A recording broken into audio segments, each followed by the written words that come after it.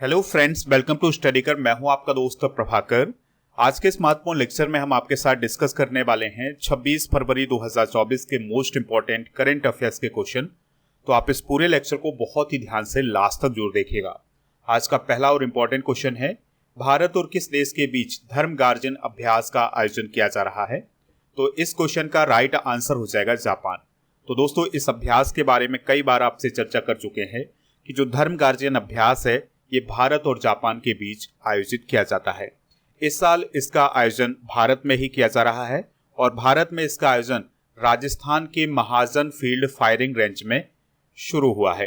दोस्तों, आपको याद रखना है कि 2024 में जो धर्म गार्जियन अभ्यास आयोजित किया जा रहा है यह इसका 5वां एडिशन है। याद रखिएगा कि इस अभ्यास का आयोजन 25 फरवरी 2024 से 9 मार्च 2024 तक किया जाएगा।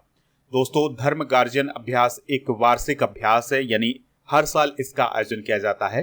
तो एक साल इसका आयोजन जापान में होता है, फिर दूसरे साल यानी कि उसके अगले साल उसका आयोजन इंडिया में होता है। तो दोनों देशों में बारी बारी से इसका आयोजन किया जाता है। इस साल जो आयोजन हो रहा है उसमें भारत और जापान के 40 जवान इसमें शामिल हुए हैं। भारत की तरफ से राजपूताना राइफल्स की बटालियन शामिल हुई है। तो इस पॉइंट को भी आप नोट कर लीजिएगा। दोस्तों, इस अभ्यास का पहला संस्करण हुआ था 2018 में और अब 2024 में इसका 5वां संस्करण आयोजित किया जा रहा है। 2023 में इसका आयोजन जापान में हुआ था। इस पॉइंट को भी आप नोट कर लीजिएगा। चलिए दोस्तों, कुछ प्रमुख एक्सरसाइज डिस्कस कर लेते हैं। तो जैसे वायु शक्ति अभ्यास अभी हाल ही में भारतीय वायुसेना के द्वारा राजस्थान के पोखरण में आयोजित किया गया है। मिलन अभ्यास 2024 का आयोजन विशाखापत्तनम में आयोजित किया जा रहा है। तो इसमें भारत सहित 50 से अधिक देश शामिल हुए हैं। डेजर्ट नाइट अभ्यास 2024 का आयोजन भारत, फ्रांस और यूएई के बीच हुआ है। अभ्यास खंजर 2024 का आयोजन भारत, किर्गिस्तान के बीच हुआ है। अफेंडेक्स अभ्यास 2023 में आयोजित किया गया था भारत और अफ्रीका महाद्वीप के 23 देशों के बीच में। तो ये काफी इंपॉर्टेंट है, ये आपके एग्जाम में पूछा जा सकता है। फ्रेंजेक्स अभ्यास भारत और फ्रांस के बीच आयोजित किया जाता है। कॉन्कर्ड अभ्यास भारत और यूके के बीच आयोजित किया जाता है। 13वां बोल्ड कुरुक्षेत्र अभ्यास भारत और सिंगापुर के बीच आयोजित हुआ था 2023 में। सिन्यू मैत्री अभ्यास ये भी भारत और जापान के बीच आयोजित किया जाता है। यहाँ पर बात आई है जापान की। तो जापान के बारे में कुछ बेसिक जानकारी डिस्कस कर लेते हैं। अगर आपसे पूछा जाए जापान की कैपिटल क्या है, टोक्यो। प्राइम मिनिस्टर कौन है, फुमियो किशिदा। तो ये काफी इंपॉर्टेंट पॉइंट हो जाएगा। यहाँ की करेंसी क्या है, तो यहाँ की करेंसी है जापानी एन। और यहाँ पर अभी हाल ही में एक त्योहार मनाया गया है जिसका नाम है सोमेन साई त्योहार। तो ये त्योहार जापान में मनाया जाता है। दोस्तों, भारत और जापान के बीच धर्म गार्जियन के अलावा वीर गार्जियन और जिमेक्स अभ्यास भी आयोजित किया जाता है। अभी हाल ही में जापान चंद्रमा पर सफलतापूर्वक उतरने वाला 5वां देश बना है। तो इस पॉइंट को आप जरूर नोट करिएगा। अगर आपसे पूछा जाए जापान की स्पेस एजेंसी का क्या नाम है, तो उसका नाम है जाक्सा। आप इस पूरे लेक्चर को बहुत ही ध्यान से लास्ट तक देखिएगा। लास्ट में आपसे क्वेश्चन पूछा जाएगा जिसका आंसर कमेंट बॉक्स में देना है। अगर आप चैनल पर पहली बार आए हैं तो सब्सक्राइब कर लें, बेल आइकन भी दबा लें, जिससे आपको समय पर सबसे पहले नोटिफिकेशन मिल सकेगा। आप हमारे टेलीग्राम चैनल को भी ज्वाइन कर लीजिएगा। आपको टेलीग्राम पर जाना है, स्टडी कर ऑफिशियल सर्च करना है, तो वहां पर आपको हमारा ऐप मिल जाएगा। उससे आपको ऐड हो जाना है। ऐड होने पर आपको पीडीएफ भी मिल जाएगा। इसके अलावा आप हमारे ऐप को भी डाउनलोड कर सकते हैं। ऐप का लिंक डिस्क्रिप्शन बॉक्स में दिया गया है, तो वहां से आप इसको डाउनलोड कर लीजिएगा। दोस्तों, ऐप पर आपको paid course, e book, test series, PDF और डेली क्विज ये सभी मिल जाएगा। इसके अलावा ई बुक की अगर हम बात करें तो ई बुक आपको मंथली करंट अफेयर्स और ईयरली करंट अफेयर्स की मिल जाएगी, हिंदी और इंग्लिश दोनों मीडियम में। तो इनको प्राप्त करने के लिए ऐप को जरूर डाउनलोड करें। नेक्स्ट क्वेश्चन है, किस राज्य में देश के सबसे लंबे केबल पुल सुदर्शन सेतु का उद्घाटन किया गया है? आंसर हो जाएगा गुजरात में। तो दोस्तों, अब आपसे एक और क्वेश्चन पूछा जा सकता है इसी से रिलेटेड कि भारत के सबसे लंबे केबल पुल का नाम क्या है? तो उसका नाम है सुदर्शन सेतु। ये किस राज्य में है? तो ये गुजरात राज्य में है। अब आपसे पूछा जा सकता है कि सुदर्शन सेतु का उद्घाटन किसने किया था? तो प्राइम मिनिस्टर मोदी जी ने इसका उद्घाटन किया था। अब अगला सवाल आपसे ये भी पूछा जा सकता है कि सुदर्शन सेतु किनके बीच बनाया गया है, यानी कि ये किसको किसको जोड़ता है? तो ये गुजरात में ओखा और बेटा द्वारका को जोड़ता है। तो जो गुजरात का द्वारका नामक स्थान है, वहां पर ये ओखा नामक स्थान और बेट द्वारका ये दोनों को जोड़ता है। लागत कितनी है इसकी? 978 करोड़ रुपए की। इसकी लंबाई है 3.32 किलोमीटर की। इस पर जो फुटपाथ बनाया गया है उसकी चौड़ाई कितनी है? तो उसकी चौड़ाई है 2.5 मीटर की। इसमें जो सोलर पैनल लगाया गया है वह 1 मेगावाट बिजली पैदा करेगा। इसकी नींव कब रखी गई थी? तो इसकी नींव 2017 में रखी गई थी। दोस्तों, अभी प्राइम मिनिस्टर मोदी जी गुजरात के दौरे पर गए हैं, तो उन्होंने कई विकास कार्यों का उद्घाटन किया है, कई का शिलान्यास किया है। तो चलिए देखते हैं कि प्राइम मिनिस्टर मोदी जी ने किन किन कार्यों का शिलान्यास और उद्घाटन किया है। तो प्राइम मिनिस्टर मोदी जी ने द्वारका में स्कूबा डाइविंग की है। स्कूबा डाइविंग का मतलब यह है कि ये पानी के अंदर गए थे और वहां पर जो डूबी हुई द्वारका मानी जाती है वहां पर उन्होंने पूजा अर्चना की है। इसके अलावा प्राइम मिनिस्टर मोदी जी ने द्वारका के द्वारकाधीश मंदिर में पूजा अर्चना भी की थी और राजकोट में गुजरात के पहले एम्स का उद्घाटन किया है। इसके अलावा प्राइम मिनिस्टर मोदी जी ने सौराष्ट्र में 52,250 करोड़ रुपए के विकास कार्यों का लोकार्पण और उद्घाटन किया है। उन्होंने उत्तर प्रदेश के रायबरेली, पंजाब के बठिंडा, आंध्र प्रदेश के मंगलगिरी और पश्चिम बंगाल के कल्याणी में भी एम्स का वर्चुअली लोकार्पण किया है। प्राइम मिनिस्टर मोदी जी ने 1056 करोड़ रुपए की लागत से तैयार राजकोट सुरेंद्र नगर रेलवे डबल ट्रैक प्रोजेक्ट का भी उद्घाटन किया है। द्वारका, जामनगर और पोरबंदर जिलों में 4000 करोड़ रुपए की 11 विकास परियोजनाओं का उद्घाटन और शिलान्यास किया है। चलिए दोस्तों, कुछ पुल से रिलेटेड इंपॉर्टेंट फैक्ट डिस्कस कर लेते हैं। तो 12 जनवरी 2024 को प्राइम मिनिस्टर मोदी जी के द्वारा ही अटल सेतु का उद्घाटन किया गया था और ये अटल सेतु महाराष्ट्र में है। अटल सेतु मुंबई और नवी मुंबई को जोड़ता है। तो दोस्तों, अटल सेतु जो है ये भारत का सबसे लंबा समुद्री पुल है। इसकी लंबाई है 21.8 किलोमीटर की और इसका पूरा नाम है अटल बिहारी वाजपेयी सेवारी न्याहाबा सेवा अटल सेतु। दोस्तों, चिनाब नदी पर दुनिया का सबसे ऊंचा रेलवे ब्रिज भी बनकर तैयार हो गया है। ये किस केंद्र शासित प्रदेश में है? तो आपको याद रखना है ये जम्मू कश्मीर में है। अगर आपसे पूछा जाए कि 2023 तक दुनिया का सबसे लंबा पुल कौन है, तो वो है डैनयांग कुशान ग्रैंड ब्रिज जो कि चाइना में है। इसकी लंबाई है लगभग 164.8 किलोमीटर की। नेक्स्ट क्वेश्चन है, प्रेस सेवा पोर्टल की शुरुआत किसने की है? आंसर हो जाएगा अनुराग ठाकुर जी ने।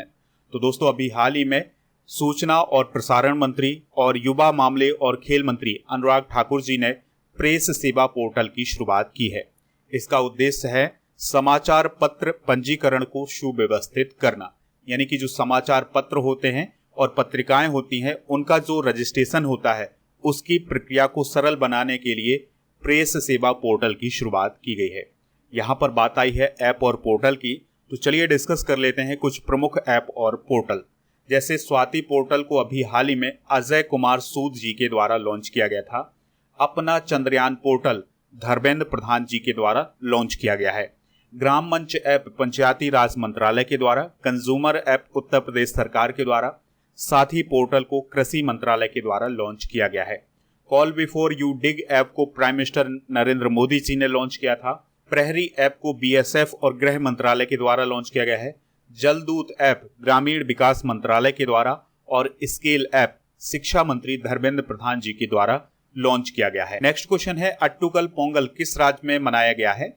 आंसर हो जाएगा केरल में। तो ये केरल का बहुत ही महत्वपूर्ण त्योहार है, तो आपको याद रखना है अट्टुकल पोंगल किस राज्य में मनाया जाता है? केरल राज्य में मनाया जाता है। तो इस साल यह त्योहार 25 फरवरी 2024 को मनाया गया है। दोस्तों, आपको याद रखना है कि ये जो अट्टुकल पोंगल है ये मलयालम के कुंभम महीने में मनाया जाता है। इसमें महिलाएं अट्टुकल देवी से प्रार्थना करती हैं और उन्हें खीर चढ़ाती हैं। इस खीर को पायसम भी कहा जाता है। आपको याद रखना है कि केरल के तिरुवनंतपुरम में अट्टुकल देवी का मंदिर है। भारत के कुछ प्रमुख महोत्सव और त्योहार डिस्कस कर लेते हैं। जैसे खंडोबा महोत्सव महाराष्ट्र में मनाया जाता है, रण महोत्सव गुजरात में, हॉर्नबिल महोत्सव नागालैंड में, सिकारा महोत्सव जम्मू कश्मीर में। इसके अलावा खजुराहो महोत्सव मध्य प्रदेश में, सिगमो महोत्सव गोवा में, बहुला महोत्सव बिहार में और कांग चिंगबा महोत्सव मणिपुर में मनाया जाता है। इसके अलावा चापचार कुट महोत्सव मिजोरम में, हल्दा महोत्सव हिमाचल प्रदेश में, बोनालू महोत्सव तेलंगाना में और उगादी महोत्सव आंध्र प्रदेश में मनाया जाता है। दोस्तों, टुसु महोत्सव झारखंड में, किचेरी महोत्सव उत्तर प्रदेश में, लुई नगाई सी महोत्सव नागालैंड में मनाया जाता है और ऊंट महोत्सव अभी हाल ही में राजस्थान के बीकानेर में मनाया गया है। तो दोस्तों, ये प्रमुख फेस्टिवल आप नोट कर लीजिएगा। बात आई है केरल की। तो दोस्तों, केरल दक्षिण भारत का एक प्रमुख राज्य है। इसकी स्थापना 1 नवंबर 1956 को की गई थी। तिरुवनंतपुरम इसकी राजधानी है। राज्यपाल हैं आरिफ मोहम्मद खान, मुख्यमंत्री हैं पिनाराई विजयन। चलिए दोस्तों, केरल के प्रमुख नेशनल पार्क भी डिस्कस कर लेते हैं। तो एराविकुलम नेशनल पार्क ये केरल राज्य में है। Periyar national park, silent valley national park, ये कई बार एग्जाम में पूछा गया नेशनल पार्क है, तो इसे आप नोट जरूर करिएगा। और मथिकेतन 16 राष्ट्रीय उद्यान, ये सभी नेशनल पार्क केरल राज्य में ही स्थित हैं। नेक्स्ट क्वेश्चन है, एनटीपीसी रीन्यूएबल एनर्जी लिमिटेड की पहली सौर परियोजना किस राज्य में शुरू की गई है? आंसर हो जाएगा इसका राजस्थान में।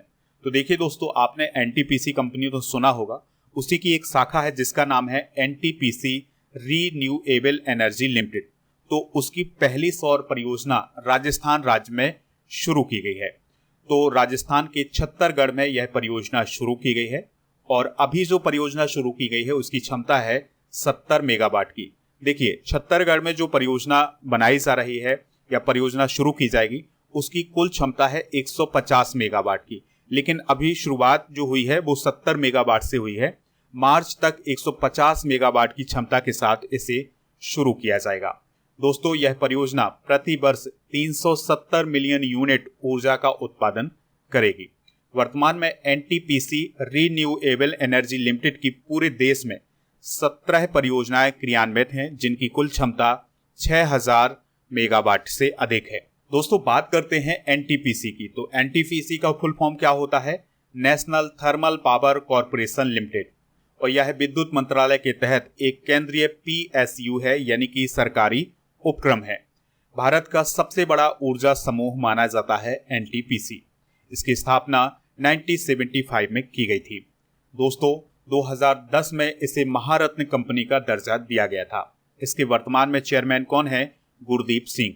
तो ये बेसिक पॉइंट आप एनटीपीसी के बारे में नोट कर लीजिएगा। बात आई है राजस्थान की। तो राजस्थान से रिलेटेड कुछ इंपॉर्टेंट करंट अफेयर्स डिस्कस कर लेते हैं। अभी हाल ही में राजस्थान में एक महत्वपूर्ण योजना शुरू की गई है मजदूरों के लिए और रेहड़ी पटरी वालों के लिए। उसका नाम है मुख्यमंत्री विश्वकर्मा पेंशन योजना। तो इसके अंतर्गत मजदूरों और रेहड़ी पटरी वालों को पेंशन दी जाएगी। दोस्तों, अभी हाल ही में वरिष्ठ अधिवक्ता राजेंद्र प्रसाद को राजस्थान का नया महाधिवक्ता यानी कि एडवोकेट जनरल बनाया गया है। IS सुधांश पंत राजस्थान के मुख्य सचिव बने हैं। हरिशंकर भावड़ा राजस्थान के पूर्व डिप्टी चीफ मिनिस्टर थे, उनका अभी हाल ही में निधन हो गया है। राजस्थान सरकार के द्वारा पिछली सरकार में जो चिरंजीवी स्वास्थ्य बीमा योजना चलाई जा रही थी उसको अब आयुष्मान भारत कार्यक्रम में विलय कर दिया गया है, यानी कि उसी योजना में इसको जोड़ दिया गया है। घुड़सवारी में अर्जुन अवार्ड पाने वाली पहली महिला है दिव्या कृति सिंह। तो उनका संबंध राजस्थान के जयपुर से है। दोस्तों, राजस्थान में भारत और UAE के बीच डेजर्ट साइक्लोन अभ्यास अभी हाल ही में आयोजित किया गया है और जयपुर में पुलिस महानिदेशकों और पुलिस महानिरीक्षकों का 58वां सम्मेलन अभी हाल ही में कुछ समय पहले आयोजित किया गया है। अगला क्वेश्चन है, शहबाज शरीफ किस देश के प्रधानमंत्री बनेंगे? तो दोस्तों, आंसर हो जाएगा इसका पाकिस्तान। तो पाकिस्तान के नए प्राइम मिनिस्टर बनने वाले हैं शहबाज शरीफ। पिछली जो गवर्नमेंट थी उसमें भी शहबाज शरीफ प्राइम मिनिस्टर थे। शहबाज शरीफ से पहले इमरान खान प्राइम मिनिस्टर थे, लेकिन अभी कुछ समय पहले पाकिस्तान में जनरल इलेक्शन हुए हैं और उसमें किसी भी पार्टी को बहुमत हासिल नहीं हुआ है। तो 8 फरवरी को जो इलेक्शन हुए थे उसमें किसी भी पार्टी को बहुमत हासिल नहीं हुआ है, लेकिन अब पाकिस्तान की पाकिस्तान पीपल्स पार्टी यानी PPP और पाकिस्तान मुस्लिम लीग नवाज, ये दोनों पार्टियां मिलकर के सरकार बनाने जा रही हैं और उस सरकार के प्राइम मिनिस्टर कौन होंगे? शहबाज शरीफ। दोस्तों, अगर हम बात करें PMLN पार्टी की तो उसे 79 सीट मिली है। PPP पार्टी को 54 सीट मिली है और जो इमरान खान के समर्थक थे उनको 92 सीट मिली है, क्योंकि इमरान खान की जो पार्टी थी उसको सस्पेंड कर दिया गया था, उसको बैन कर दिया गया था। तो उनके समर्थक आए हैं तो उनके समर्थकों को 92 सीट हासिल हुए हैं। पाकिस्तान में कुल सीटें हैं 266 और बहुमत का आंकड़ा है 134। तो ये बहुमत का आंकड़ा किसी को नहीं मिला है। अब गठजोड़ की सरकार वहां पर बनने वाली है। इसके अलावा दोस्तों ये भी कहा जा रहा है कि जो आसिफ अली जरदारी हैं वो पाकिस्तान के नए राष्ट्रपति होने वाले हैं। दोस्तों अगर हम जरदारी की बात करें तो वो 2008 से 2013 तक भी पाकिस्तान के प्रेसिडेंट रह चुके हैं। पाकिस्तान में निचले सदन यानी कि नेशनल असेंबली को कौमी असेंबली बोला जाता है और हमारे यहाँ निचले सदन को लोकसभा बोला जाता है। और पाकिस्तान में उच्च सदन यानी सीनेट को आईबान ए बाला बोला जाता है और हमारे यहाँ राज्यसभा बोला जाता है। तो ये पॉइंट भी आप नोट कर सकते हैं। चलिए कुछ इंटरनेशनल नियुक्तियां डिस्कस कर लेते हैं। तो वर्नाडो एरेबलो ग्वाटेमाला के राष्ट्रपति बने हैं। सुक्सेस मसरा चाड के prime minister. Crown prince Frederik Denmark के राजा बने हैं। विलियम लाई ताइवान के राष्ट्रपति बने हैं। नेक्स्ट क्वेश्चन है भारत की पहली महिला पिच क्यूरेटर कौन बनी है? आंसर हो जाएगा जसिंदा कल्याण। पिच क्यूरेटर कौन होता है? दोस्तों आपने क्रिकेट में पिच तो देखा ही होगा, तो पिच को बनाने वाला, उसकी देखरेख करने वाला व्यक्ति कौन होता है? पिच क्यूरेटर होता है। तो जसिंदा कल्याण भारत की पहली महिला पिच क्यूरेटर बनी है। अभी आपको पता ही है कि WPL यानी कि वुमेन्स प्रीमियर लीग की शुरुआत हुई है। तो इसका दूसरा संस्करण अभी हाल ही में शुरू हुआ है। तो उसमें जसिंदा कल्याण एक पिच क्यूरेटर के रूप में शामिल हुई हैं और इस प्रकार से वो भारत की पहली महिला पिच क्यूरेटर बन गई हैं। यहाँ पर आप देख सकते हैं ये है जसिंदा कल्याण। दोस्तों WPL की बात करें तो 2024 में इसका दूसरा संस्करण आयोजित किया जा रहा है और इसका आयोजन 23 फरवरी से 17 मार्च 2024 तक किया जाएगा। आपको याद रखना है कि WPL 2023 में मुंबई इंडियंस ने जीत हासिल की थी। चलिए दोस्तों भारत की प्रथम महिलाएं डिस्कस कर लेते हैं जो कि अभी हाल फिलहाल में चर्चा में रही हैं। मनीषा पाढ़ी भारत की पहली महिला सहायक डी कैंप बनी है। दिशा नायक देश की पहली एयरपोर्ट महिला फायर फाइटर बनी है। शांति श्री धूलीपुड़ी पंडित JNU की कुलपति बनी है। पूजा देवी जम्मू कश्मीर की पहली महिला बस चालक बनी है। भावना कांत भारत की पहली महिला लड़ाकू विमान पायलट बनी है। M बीरा लक्ष्मी पहली महिला एम्बुलेंस ड्राइवर बनी है। शिवांगी सिंह भारत की पहली महिला फाइटर पायलट बनी है। ज्योति शर्मा भारतीय सेना की पहली महिला जज हैं। शिवांगी जोशी नौसेना की पहली महिला पायलट हैं और नीरजा मिश्रा अशोक चक्र से सम्मानित प्रथम महिला हैं। तो ये प्रथम महिलाएं आप नोट कर सकते हैं। अगला क्वेश्चन है महाराष्ट्र भूषण पुरस्कार 2023 से किसे सम्मानित किया गया है? आंसर हो जाएगा अशोक सराफ को। तो ये काफी इंपॉर्टेंट क्वेश्चन हो जाएगा।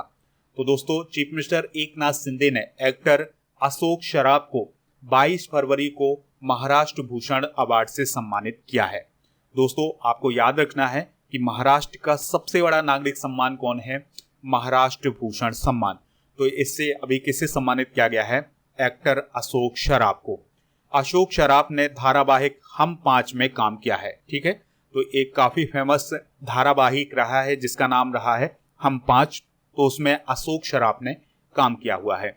अशोक ने 250 से ज्यादा मराठी फिल्मों में काम किया है। दोस्तों बात करें अगर हम महाराष्ट्र भूषण अवार्ड की, तो यह अवार्ड महाराष्ट्र सरकार के द्वारा दिया जाने वाला सबसे बड़ा अवार्ड है। ठीक है, तो आपसे क्वेश्चन पूछा जा सकता है कि महाराष्ट्र भूषण अवार्ड किस राज्य के द्वारा दिया जाता है? तो ये महाराष्ट्र सरकार के द्वारा दिया जाता है और ये महाराष्ट्र सरकार के द्वारा दिया जाने वाला सबसे बड़ा अवार्ड है। पहली बार यह अवार्ड 1996 में प्रदान किया गया था। इसके अंतर्गत 25 लाख रुपए की राशि प्रदान की जाती है। 2022 में जो महाराष्ट्र भूषण अवार्ड दिया गया था ये डॉक्टर अप्पा साहेब धर्माधिकारी को दिया गया था। यहाँ पर आप देख सकते हैं ये हैं अप्पा साहेब धर्माधिकारी। तो इन्हें 2022 का महाराष्ट्र भूषण पुरस्कार दिया गया था। चलिए कुछ प्रमुख पुरस्कार डिस्कस कर लेते हैं जो कि अभी हाल ही में चर्चा में रहे हैं। जैसे बाफ्टा अवार्ड 2024 में बेस्ट फिल्म का अवार्ड किसे दिया गया है? ओपेनहाइमर को। ज्ञानपीठ पुरस्कार 2023 गुलजार और जगत गुरु राम भद्राचार्य को प्रदान किया गया है। जल योद्धा पुरस्कार उत्तर प्रदेश में नोएडा को प्रदान किया गया है और KPP नाम्बियार पुरस्कार S सोमनाथ को प्रदान किया गया है। 69वें फिल्म फेयर अवार्ड में सर्वश्रेष्ठ अभिनेता का अवार्ड रणवीर कपूर को दिया गया है। Colonel CK Naidu award Ravi Shastri और फारूक इंजीनियर को दिया गया है। ICC one day cricketer of the year का award Virat Kohli, ICC T20 cricketer of the year का अवार्ड सूर्य कुमार यादव को दिया गया है। इसके अलावा अभी हाल ही में फ्रांस की गवर्नमेंट के द्वारा द लीजन ऑफ ऑनर से शशि थरूर को सम्मानित किया गया है। तो ये सभी अवार्ड आप नोट कर लीजिएगा। नेक्स्ट क्वेश्चन है, मोबाइल वर्ल्ड कांग्रेस 2024 का आयोजन किस देश में हो रहा है? आंसर हो जाएगा स्पेन में। तो हर साल मोबाइल वर्ल्ड कांग्रेस का आयोजन किया जाता है, तो 2024 में इसका आयोजन बार्सिलोना स्पेन में किया जा रहा है। इसका आयोजन 26 फरवरी से 29 फरवरी 2024 तक किया जाएगा। तो ये काफी इंपॉर्टेंट डेट है दोस्तों। इसमें माइक्रोसॉफ्ट, एक्सडेंट, एलएफ एरोनॉटिक्स और डेल टेक्नोलॉजी जैसी कंपनियों के प्रतिनिधि शामिल होंगे और वो अपना वक्तव्य रखेंगे। दोस्तों स्पेन के बारे में कुछ बेसिक पॉइंट डिस्कस कर लेते हैं। तो स्पेन किस महाद्वीप में है? यूरोप महाद्वीप में। कैपिटल क्या है? मैड्रिड। सम्राट कौन है यहाँ के? फिलिप 6 और प्राइम मिनिस्टर है पेड्रो सांचेज। और बुल फाइटिंग स्पेन का राष्ट्रीय खेल है। तो ये कई बार एग्जाम में भी पूछा गया है कि बुल फाइटिंग किस देश का नेशनल गेम है, तो वो है स्पेन का। यहाँ पर आप स्पेन की लोकेशन देख सकते हैं, ये है इंडिया और ये है स्पेन यूरोप महाद्वीप में। नेक्स्ट क्वेश्चन है, केंद्रीय उत्पाद शुल्क दिवस 2024 कब मनाया गया है? आंसर हो जाएगा 24 फरवरी को। तो दोस्तों आपको याद रखना है कि हर साल 24 फरवरी को केंद्रीय उत्पाद शुल्क दिवस मनाया जाता है, यानी सेंट्रल एक्साइज डे मनाया जाता है। इसका मुख्य उद्देश्य होता है केंद्रीय उत्पाद और सीमा शुल्क बोर्ड के महत्व के बारे में जागरूकता बढ़ाना। ब्रिटिश शासन के दौरान साल 1855 में उत्पाद शुल्क विभाग की स्थापना की गई थी और यह विभाग हर प्रकार के अप्रत्यक्ष कर, कस्टम ड्यूटी और एक्साइज ड्यूटी की निगरानी करता था। आपको याद रखना है कि केंद्रीय उत्पाद शुल्क और नमक अधिनियम की स्थापना 1944 में की गई थी, तभी से ये दिवस मनाया जा रहा है। चलिए दोस्तों फरवरी माह के कुछ प्रमुख दिवस डिस्कस कर लेते हैं। तो 2 फरवरी को कौन सा दिवस मनाया जाता है? आपको याद रखना है 2 फरवरी को विश्व आर्द्रभूमि दिवस मनाया जाता है। 4 फरवरी को वर्ल्ड कैंसर डे मनाया जाता है और 4 फरवरी को श्रीलंका का नेशनल डे भी मनाया जाता है। 4 से 12 फरवरी तक अंतर्राष्ट्रीय विकास सप्ताह मनाया जाता है। 6 फरवरी को सुरक्षित इंटरनेट दिवस, 10 फरवरी को राष्ट्रीय कृमि मुक्ति दिवस मनाया जाता है। 12 फरवरी को राष्ट्रीय उत्पादकता दिवस, 13 को विश्व रेडियो दिवस, 13 फरवरी को सरोजनी नायडू की जयंती मनाई जाती है और राष्ट्रीय महिला दिवस भी मनाया जाता है। 13 फरवरी को अंतर्राष्ट्रीय मिर्गी दिवस, 16 फरवरी को विश्व मानव विज्ञान दिवस मनाया जाता है। 20 फरवरी को अरुणाचल प्रदेश और मिजोरम का स्थापना दिवस मनाया जाता है। 20 फरवरी को विश्व सामाजिक न्याय दिवस भी मनाया जाता है। 21 फरवरी को अंतर्राष्ट्रीय मातृभाषा दिवस और 22 फरवरी को विश्व चिंतन दिवस मनाया जाता है। 23 फरवरी को विश्व शांति और समझ दिवस, 24 फरवरी को केंद्रीय उत्पाद शुल्क दिवस जिसको अभी हमने डिस्कस किया हुआ है, 27 फरवरी को विश्व एनजीओ दिवस मनाया जाता है, 28 फरवरी को राष्ट्रीय विज्ञान दिवस और 28 फरवरी को दुर्लभ रोग दिवस भी मनाया जाता है। चलिए दोस्तों अब हम कल के करंट अफेयर्स को रिवाइज कर लेते हैं, फिर इसके बाद जनरल नॉलेज के पिटारे को डिस्कस करेंगे। लास्ट में पूछेंगे आपसे क्वेश्चन जिसका आंसर कमेंट बॉक्स में देना है।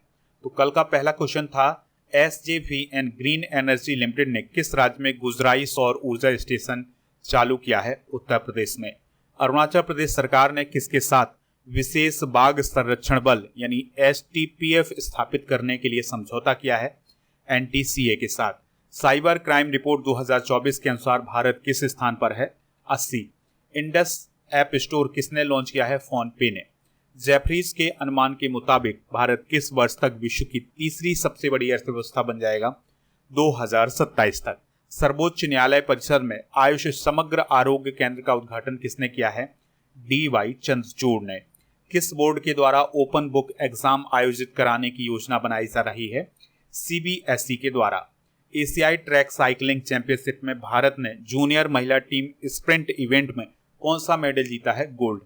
उत्तर भारत के पहले पिज्जा ATM का उद्घाटन कहाँ किया गया है? चंडीगढ़ में। 11वें अंतर्राष्ट्रीय कठपुतली महोत्सव का आयोजन कहाँ किया गया है? चंडीगढ़ में। तो दोस्तों ये थे कल के करंट अफेयर्स के क्वेश्चन। दोस्तों आज के जनरल नॉलेज के पिटारे में प्रमुख खनिज उत्पादन डिस्कस करते हैं भारत और विश्व में। तो कोयला का दुनिया में सबसे बड़ा उत्पादक है चाइना और भारत में छत्तीसगढ़। हीरा का सबसे बड़ा उत्पादक है रसिया और भारत में मध्य प्रदेश। तांबा का सबसे बड़ा उत्पादक है पूरे विश्व में चिली और भारत में मध्य प्रदेश। लोहा का सबसे बड़ा उत्पादक है ऑस्ट्रेलिया और भारत में ओडिशा। दोस्तों कल के करंट अफेयर्स में आपसे पूछा गया था कि खजुराहो महोत्सव किस राज्य में मनाया जाता है, तो इसका आंसर हो जाएगा मध्य प्रदेश में। तो लगभग सभी लोगों ने इसका आंसर मध्य प्रदेश बताया हुआ है। इसी प्रकार से आपसे जो क्वेश्चन पूछा जा रहा है उसका आंसर आप कमेंट बॉक्स में जरूर दीजिएगा। आपको बताना है फूमियो किशिदा किस देश के प्रधानमंत्री हैं। जो भी इसका राइट आंसर हो कमेंट बॉक्स में जरूर बताएं, हमें इंतजार रहेगा आपके आंसर का। मिलते हैं नेक्स्ट लेक्चर में। जय हिंद, वंदे मातरम।